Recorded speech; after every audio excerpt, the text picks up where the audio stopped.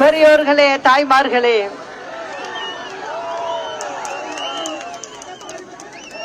புரட்சி தலைவரின் ரத்தத்தின் ரத்தமான புரட்சி தலைவியின் வழிவந்த சிங்கங்களான என் உயிரினும் மேலான எனது அருமை உடன்பிறப்புகளே, தமிழக வாக்காளர் பெருமக்களே, தென்காசி சட்டமன்ற தொகுதி வாக்காளர் பெருமக்களே, உங்கள் அனைவருக்கும் எனது அன்பான வணக்கத்தை தெரிவித்துக் கொள்கிறேன். இப்போ இந்த தேர்தல் வந்திருக்கு, 26 தேர்தல் வந்திருக்கு. இதுல தமிழ்நாட்டுக்கே பிரச்சனை இருக்கு. இது கட்சிகளுக்குள்ள பிரச்சனை இருக்குங்கிறத மட்டும் எடுத்துக்காதீங்க. தமிழ்நாட்டு மக்களுக்கே பிரச்சனை இருக்கு. அததான் நான் ஒவ்வொரு இடத்துலயும் பேசும்போது புரிய வச்சுக்கிட்டு வர்றேன். காரணம், இந்த திமுக ஆட்சி 2021 பதவி ஏற்றப்போ இப்ப என்ன பண்ணிருக்கு, ஏதாவது மக்களுக்காக செஞ்சிருக்காங்களா அப்படின்னு பாத்தீங்கன்னா ஒன்னும் செய்யல. அதாவது நீங்க பாருங்க, அம்மா இருந்தப்ப அம்மா எப்படியெல்லாம் தமிழ்நாட்டு மக்களுக்கு செஞ்சாங்க. வீடுங்க அப்படின்னு எடுத்துக்கிட்டீங்கன்னா பெண்களுக்கு வேலையை சுலுவு பண்ணணுங்கிறது மட்டும் இல்லாம அவங்க முடிஞ்சா வெளியில வேலைக்கும் போகலாம் அப்படிங்கறத நினைச்சுதான் மிக்சி கிரைண்டர் எல்லாம் கொடுத்தது. அதே போல அந்த வீட்டுல உள்ள தாய் தகப்பனுக்கு ஒவ்வொரு குழந்தையும் அவங்க வீட்டுல உள்ள பிள்ளைங்க படிச்சதுன்னா அது ஒரு பெரிய பாரம். அவங்களுக்கு நோட்டு புத்தகம் வாங்கணும், பிள்ளைகளுக்கு வேண்டிய சாமானுங்கள் வாங்கணும், பள்ளிக்கூடத்துக்கு அனுப்புறதுக்கு. அந்த பண கஷ்டத்தை கூட அவங்களுக்கு கொடுத்துடக்கூடாது நம்ம அப்படிங்கறத நினைச்சுதான் அம்மா புத்தக பை, நோட்டு புத்தகம், விலையில்லா புத்தகம், விலையில்லா நோட்டு புத்தகம், அந்த பிள்ளைங்களுக்கு லேப்டாப்பு, அந்த பிள்ளைங்களுக்கு சைக்கிள், இதெல்லாம் கொடுத்ததுக்கு காரணம் தாய் தகப்பனுடைய வலுவை குறைக்கணும் அப்படிங்கறத நினைச்சுதான். ஆனா இந்த திமுக அரசாங்கம் வந்தது என்ன சொல்லுது, அந்த அம்மா கொண்டு வந்த திட்டத்தை நாங்க அப்படியே செய்வோம் அப்படின்னு சொன்னுச்சு. சொன்னது ஒரே ஒன்னு சொல்றேன் வெளிப்படையா, ஒரு லேப்டாப்ப கொடுத்துதா பிள்ளைகளுக்கு. கிட்டத்தட்ட 40 லட்சம் பிள்ளைங்க லேப்டாப் கொடுக்காம, லேப்டாப்ப பத்தி விஷயமே தெரியாம படிச்சுட்டு வெளில போயிருக்கு இந்த திமுக அரசாங்கத்துல. அப்போ ஒரு பிள்ளைக்கு வேலை கிடைக்குதோ, மேல் படிப்பு படிக்க முடியுதோ முடியலையோ, அந்த லேப்டாப்ப பத்தி தெரிஞ்சுக்கிட்டா கூட அந்த புள்ள ஒரு இடத்துல போய் பொழைச்சுக்குவான். அந்த அடிப்படையில தான் அதை கொடுத்தது. ஆனா இவங்க செஞ்சாங்களா? செய்யல.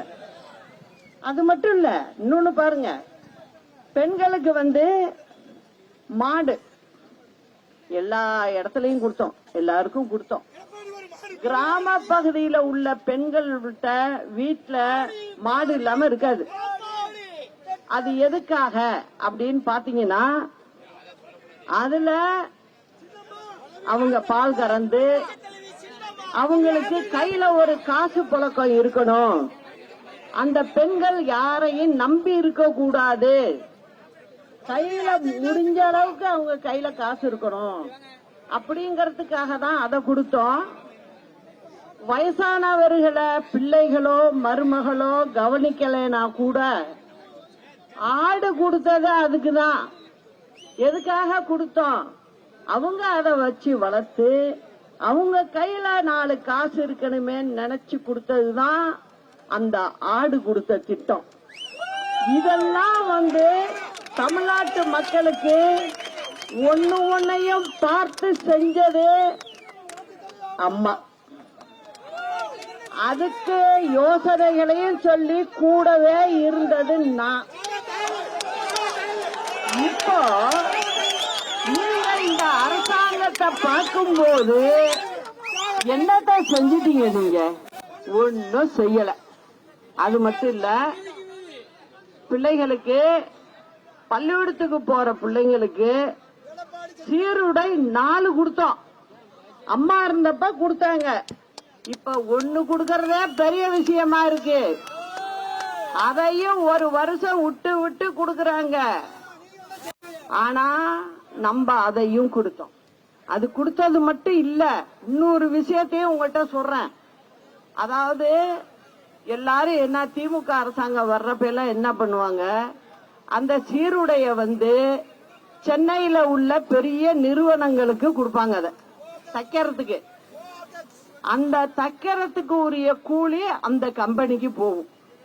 அது வெளிநாட்டுக்கு ஏற்றுமதி பண்ற கம்பெனி தையல் மிஷின் வச்சு செய்யறது. அவங்க தமிழ்நாட்டை சேர்ந்தவங்களும் கிடையாது. பக்கத்து மாநிலக்காரவங்க எல்லாம் இங்க மெட்ராஸ்ல தொழில் பண்றவங்க. அவங்கள்ட்ட கொடுத்து அவங்க தையக்கூலிய ஒரு செக்கில அரசாங்கத்திட்ட வாங்கிட்டு போயிடுவாங்க. அந்த பணம் இங்க நம்ம தமிழ்நாட்டில் உள்ளவங்களுக்கு யாருக்கும் உபயோகப்படாது. அத மாத்தணும். நாங்க என்ன பண்ணோம், ஒவ்வொரு மாவட்டத்திலையும் சமூக நலத்துறைய வச்சு அங்க கிராமப்புற பெண்களுக்கு தையல் இந்த இயந்திரம் கொடுத்து அவங்களுக்கு தையலையும் கத்து கொடுத்து அந்தந்த கிராம பகுதிகளுக்கு, அந்த மாவட்டத்துக்கு எத்தனை பிள்ளைகளுக்கு, பெண் பிள்ளைகளுக்கு, ஆண் பிள்ளைகளுக்கு சீருடை எவ்வளவு மீட்டரோ அத அந்த மாவட்ட கல்வி துறைக்கு அனுப்பி அங்கிருந்து கிராமப்புறங்களுக்கு அந்த துணி போய் அந்த துணிய அந்த ஏழை மக்கள் தச்சு அது அந்தந்த பள்ளிக்கூடத்துக்கு அங்கேருந்து அனுப்புவாங்க. இதனால அரசாங்கத்துக்கு என்ன அப்படின்னு பாத்தீங்கன்னா, நாங்க யோசனை பண்ணி செஞ்சது ஒண்ணுதான் கஷ்டம், வேற ஒண்ணும் இல்ல. அதுக்கு தானே முதலமைச்சர் ஆயிருக்கோம். அப்ப மக்களுக்கு செய்யறத நாங்க உட்காந்து செஞ்சுதானே ஆகணும். அதனால நாங்க அதை செஞ்சோம். அதனால என்ன அரசாங்கத்துக்கு மிச்சம்னு கேப்பீங்க. அத்தனை கிராமப்புற பெண்களுக்கு அதுங்க தச்சு கொடுத்துட்டு அதுக்குள்ள கூலிய வாங்கிக்குது. அப்ப அந்த பிள்ளைகளுக்கு மாசத்துக்கு ஒரு கையில ஒரு செலவுக்கு பணம் போகுது. ஒண்ணு. அடுத்தது பாத்தீங்கன்னா, மெட்ராஸுக்காரன் தச்சு தமிழ்நாடு முழுக்களும் லாரியில கொண்டு போனோம்னா அந்த வாடகையும் தமிழ்நாடு அரசு கொடுக்கணும்.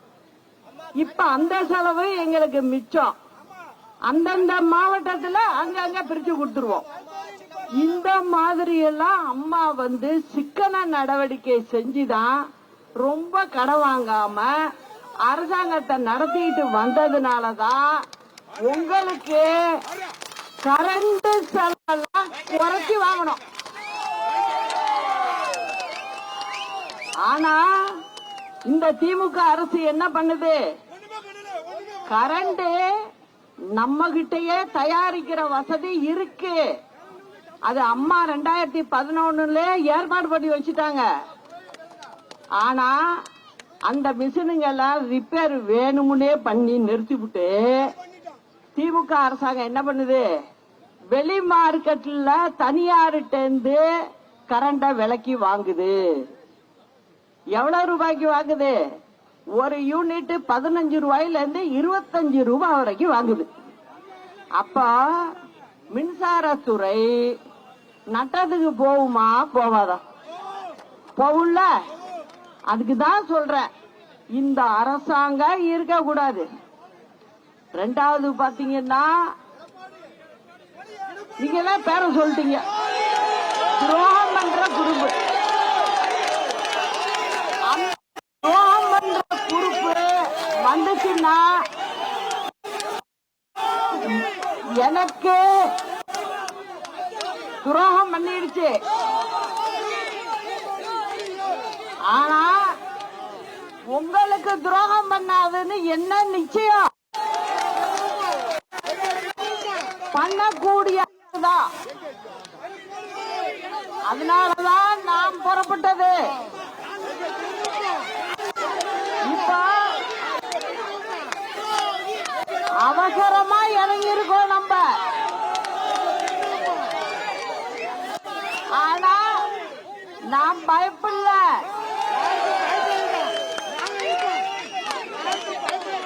எனக்கு மடியில கணா இருந்தாதான வழியில போயா.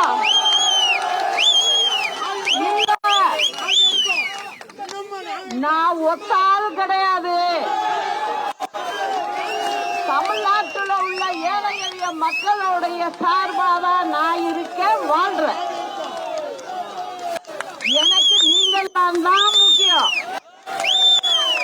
அதனாலதான் நான் துணிஞ்சு இறங்குவோம் அப்படின்னு சொல்லிட்டு நான் இறங்கியிருக்கேன். நான் திரும்பவும் சொல்றேன், அப்ப கூட சின்ன எதை வாங்கலாம் அப்படின்னு பார்த்தப்ப நான் பார்த்தேன், தனி மரம் தோப்பே ஆகாது, தோப்ப வாங்குவோம் அப்படின்னு சொல்லிதான் தென்னந்தோப்பை எடுத்தது. அந்த எடுத்ததுக்கும் ஒரு காரணம். ஏன்னா நீங்க எல்லாம் தோப்பா என் கூட இருக்கீங்க. அப்படி இருக்கிறப்போ நம்ம மனித சக்திக்கு முன்ன சக்தி எல்லாம் வேலைக்கு ஆகாது. அதனாலதான் நான் இறங்கினேன். நிச்சயமா நான் பகுதியெல்லாம் வந்தேன். இந்த திமுக காரவங்க இப்படியா போய் சொல்லுவாங்க? என்ன எழுதி கொடுத்தாயா போய் சொல்லுவாங்க? வாயால சொன்னா கூட வேற, எழுதி அறிக்கையே கொடுத்து நான் இதை செய்வேன் அதை செய்வேன், தென் மாவட்டங்களுக்கு நிறைய நிறுவனங்களை கொண்டு வருவேன் அப்படின்னு சொல்லிவிட்டு இன்னைக்கு திருப்பி கேக்குறாங்க. அப்ப உங்களுக்கு எல்லாம் ஒண்ணும் புரியாது, இதுங்களை சீக்கிரம் ஏமாத்திடலாம், ஒரு டோக்கனை கொடுத்தே ஏமாத்திடலாம் அப்படின்னு சொல்லி வந்திருக்கிறது. நான் ஒண்ணு சொல்லுவேன் உங்களுக்கு, அவங்களும் சரி நம்ம துரோகிகளும் சரி என்ன கொடுத்தாலும் வாங்கிங்க. ஆனா ஓட்ட மட்டும் கரெக்டா போட்டுருங்க. அதுதான் நமக்கு நல்லது, உங்களுக்கு பாதுகாப்பு. அந்த தமிழ்நாட்டு மக்களை பாதுகாக்கணும்னு தான் நான் கிளம்புனதே. வேற ஒண்ணு எனக்கு ஆசையெல்லாம் கிடையாது. அப்படி நான் ஆசையெல்லாம் பட்டிருந்தா அம்மா இருந்தப்பவே எங்கேயோ போயிருக்கலாம். அந்த மாதிரி நினைப்பெல்லாம் நான் வச்சுக்கிட்டதும் இல்லை, வந்ததும் இல்லை. எந்நேரமும் நாங்க நினைச்சது மக்களுக்கு என்ன செய்யணும், இப்படி செய்யலாமா, இப்படி செஞ்சு அரசாங்க செலவை குறைச்சி அதை மக்களுக்கு கொண்டு போய் சேர்க்கணுமே அப்படிதான் நினைச்சு அம்மாவுடைய ஆட்சி 15 ஆண்டு காலம் நடந்தது. அதனாலதான் இன்னைக்கு அம்மாவை பத்தி பேசணும்னு நீங்க எல்லாம் அன்புனால சொல்றீங்க. அது சொல்றதுக்கு காரணம் நியாயமா அவங்க வேலை பார்த்தாங்க, அதுதான் உண்மை. இப்ப என்ன எதிரிகள்கிட்ட போனாலும் மக்களுக்கு பிரச்சனை, துரோகிகள்கிட்ட போனாலும் மக்களுக்கு பிரச்சனை. இதுக்கு என்ன முடிவுங்கிறத நம்ம இங்க மட்டும் இல்ல, தமிழ்நாட்டுல நம்ம போட்டு நிக்கிற இடங்கள்ல எல்லாம் மக்கள் தென்னந்தோப்பு சின்னத்துக்கு போட்டா கூட்டுக்கு சாவி நம்ம கிட்டதான் இருக்கும். புரியுதா? நல்லா புரியுதா? சாவி நம்ம கையில தான் இருக்கும். அத முதல்ல செஞ்சிருவோம். அதுதான் நம்மளோட இப்ப வேலை. அப்புறம் இந்த சுரண்டை பகுதியில இங்குள்ள பெரும்பாலும் இங்க விவசாயத்தையே நம்பி இருக்கிற மக்கள் தான். இங்க வருஷத்துல 6 மாதத்துக்கு மேலாக இந்த பகுதியில வறட்சி நிலவுது. விவசாயம் செய்ய முடியாம இருக்காங்க. இரட்டை குளம் ஊத்துமலை பெரிய குளம் இணைப்பு கால்வாய் திட்டத்தை செயல்படுத்த வேண்டும் என விவசாயிகள் கோரிக்கை. இந்த கோரிக்கை திட்டம் நடைமுறைக்கு வந்தால் சுமார் 400 ஏக்கருக்கு மேல் விவசாயிகள் பலன் பெறுவார்கள்.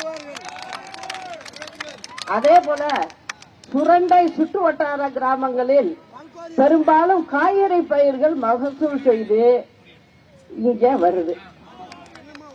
இதுக்கு குளிர்பதன கிடங்கு இல்லை.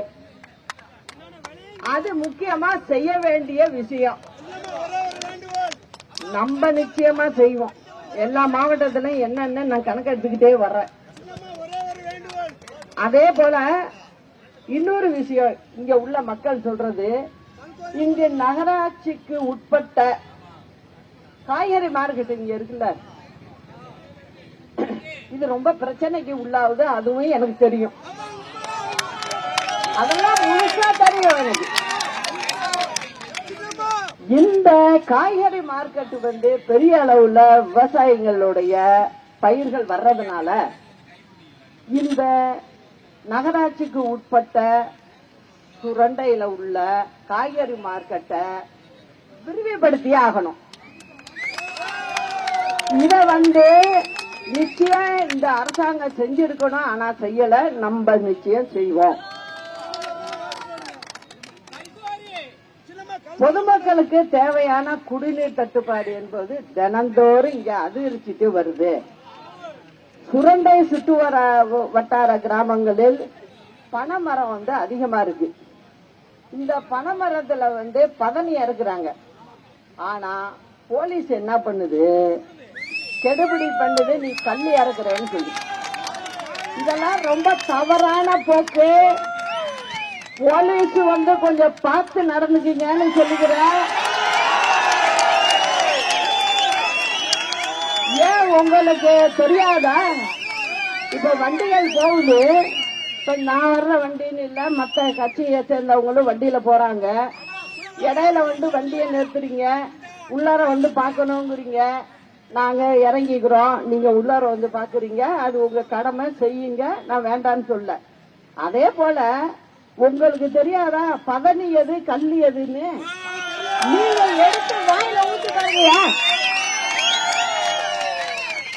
நீ அனாவசியமா பதனி எடுக்கிறவங்கள போய் நீங்க எப்படி தொந்தரவு பண்ணலாம்? அது பண்ணக்கூடாது. அது கண்ணுக்கு எதுக்கு இருக்கு. நீங்களே வாயில ஊத்தி பாருங்க. அது கல்லா பதனியான்னு. பதனியா இருந்தா விட்டுட்டு போங்க. ஆனா நீங்க வேணும்னு செய்யற மாதிரி இருக்கு. இந்த மாதிரி வேலையெல்லாம் வச்சுக்காதீங்க. இது நல்லது கிடையாது.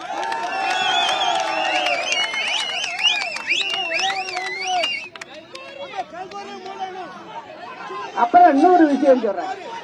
இப்ப நம்ம தென்காசியில இருந்து தென்காசி முடிவுல பாத்தீங்கன்னா தமிழக எல்லை வந்துரும். அடுத்தது கேரளா. புளியர செக் போஸ்ட் இருக்கு. நான் வரேன், அங்கதான் வரேன். புளியர செக் போஸ்ட் இருக்கு. அந்த புளியர செக் போஸ்ட்ல 2 வருஷமா 2 வருஷத்துக்கு முன்ன ஒரு போலீஸ்காரர் அங்க டியூட்டியில இருந்திருக்காரு. அவர் பேரை கூட சொல்றேன், முத்துக்குமார். அந்த போலீஸ்காரர் என்னையா பாவம் செஞ்சாரு?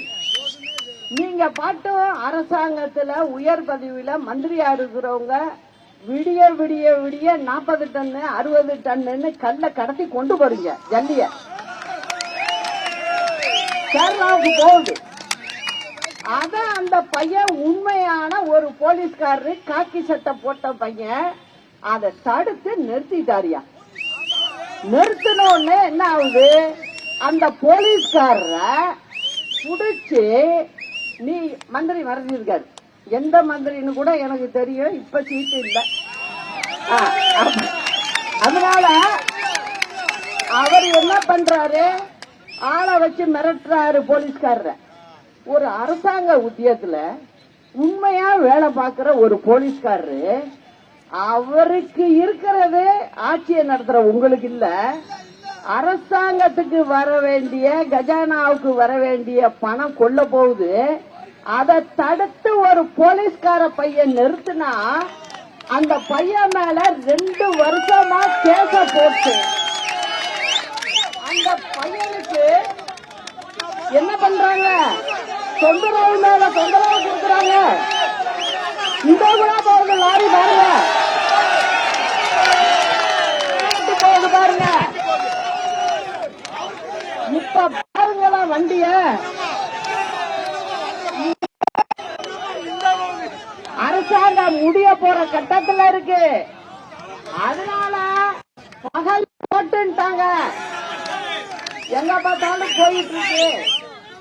இதனால இங்க பொதுமக்கள் நடமாட முடியல, ரோடு குண்டு குழியுமா போகுது. எவ்வளவு வெயிட்ட வச்சு நீங்க ஏத்திட்டு போறீங்க? 60 டன் எல்லாம் கொண்டு போறீங்க நீங்க. இது எல்லாம் 12 வீலு, 16 வீலு, 20 வீலு, அது வண்டி போயிட்டே இருக்கு. இங்க பாருங்களேன், போயிட்டு போகுது பாருங்க.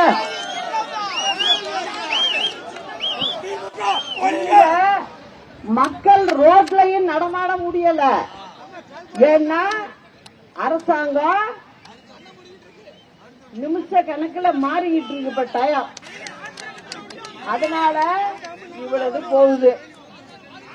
இது எங்க போகுது இந்த பணம்? அங்கதான் நான் வரேன். இந்த பணம் எங்கப்பா போகுது? அப்படி இருக்கிறப்ப நீ ஒரு பக்கம் கடனே வாங்கி மக்கள் மேல செலுத்தினீங்கன்னா அப்ப இந்த பணம் யாரு வீட்டுக்கு போகுது? எல்லாருக்கும் தெரியுதுல்ல. அப்போ இவங்களுக்கு சரியான பாடத்தை போட்டணும்னா தென்னமர சின்னத்துக்கு வாக்களிச்சாதான் அரசாங்க பணம் அரசாங்கத்துக்கு வரும் அப்படிங்கறத நான் சொல்லிக்கிறேன். இது இப்ப என்னன்னா அந்த பையனோட நிலைமை ரொம்ப மோசம். அந்த பையனை பிளாக் லிஸ்ட் பண்ணி அவன் மேல கேஸ போட்டு அந்த பையனை உண்டு இல்லைன்னு பண்ணிக்கிட்டு இருக்காங்க. இதுக்கெல்லாம் ஒரு முடிவு வரும். எப்போதுமே அம்மாவா இருந்திருந்தாங்கன்னா என்ன பண்ணுவாங்க, இந்த மாதிரி பிடிச்சா பையனுக்கு அவார்டு கொடுத்திருப்பாங்க. ஆனா திமுக காரவங்க என்ன பண்றீங்க, அந்த சம்பளத்துக்கு வேலை பார்க்கிற ஒரு போலீஸ்காரர உண்டு இல்லைன்னு பண்ணிக்கிட்டு இருக்கீங்க. இதெல்லாம் ஏன் வரைக்கும் காதுக்கு வருது. நீங்க நினைச்சுக்கிட்டு இருக்கீங்க என்ன பொம்பளை தானேன்னு. பொம்பளை பட்டு இனிமேதான் தெரியும். அரசாங்கத்துக்கு வர்ற பணத்தை ஒத்த பைசாவை நான் விட மாட்டேன் எங்கேயும். அரசாங்க கஜானாவுக்கு கொண்டு வர்றதான் நான் பார்ப்பேன். நான் 4 வருஷம் 10க்கு 10 ரூம்ல இருந்துட்டு வந்தவனா. ஏசி கிடையாது, ஃபேனு கிடையாது, ஒண்ணும் கிடையாது. அந்த மாதிரி நான் இருந்து என்ன நான் பழகிட்டு வந்திருக்கேன். நான் தரையிலையும் படுப்பேன். எனக்கு வசதி இதெல்லாம் எனக்கு தேவையே இல்லை. நான் மக்களோட மக்களா இருப்பேன். அதனாலதான் சொல்றேன், ரொம்ப கவனமா இருக்கேன். தமிழ்நாட்டு மக்கள் மீது உள்ள கடன் சுமைய நம்ம இது ஒரு முடிவுக்கு கொண்டுட்டு வரணும்னா நீங்கெல்லாம் நல்ல தீர்ப்பை வழங்கணும் அப்படிங்கறத சொல்லிக்கிட்டு நம்ம பையன் பூசகரைக்கு உங்களுடைய வாக்குகளை தென்னந்தோப்பு சின்னத்தில் கொடுத்து வாக்களித்து அவரை வெற்றி பெற செய்ய வேண்டும் என்று கேட்டுக்கொண்டு, வெற்றி நமதே, நாளை நமதே, அண்ணா நாமம் வாழ்க, புரட்சி தலைவர் நாமம் வாழ்க, புரட்சி தலைவி அம்மா நாமம் வாழ்க. நன்றி, வணக்கம்.